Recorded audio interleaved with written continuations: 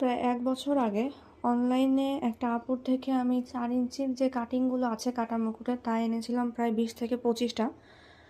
আর সেগুলোকে লাগিয়ে দিয়েছিলাম ৫ লিটারের তেলের টবে, যার থেকে ১ বছর পরে এখন আমার এতগুলো গাছ।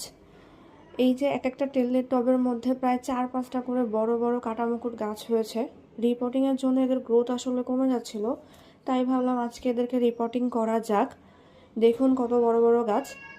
রিপোর্টিংয়ের জন্য আমি এখানে আমার কেনা মিডিয়া নিয়ে নিয়েছি। আমি একটা অনলাইন ভাইয়ের কাছ থেকে এখান থেকে নিয়েছিলাম এই ক্যাকটাস মিডিয়া। আর এই কেনা ক্যাকটাস মিডিয়ার সাথে আমি আমার মতো করে ভার্মি কম্পোস্ট আর মাটি মিশিয়ে নতুন করে মিডিয়া তৈরি করব। আমি চাইলে এখানে ফাঞ্জিসাইড দিতে পারতাম, তবে আমি আসলে কাটা মুকুটের জন্য দেইনি, কারণ কাটা মুকুটে অত বেশি ফাঙ্গাসের আক্রমণ হয় না। শুধুমাত্র বর্ষাকালটাকে পানি থেকে বাঁচিয়ে রাখলে কাটা মুকুট বাঁচানো যায়।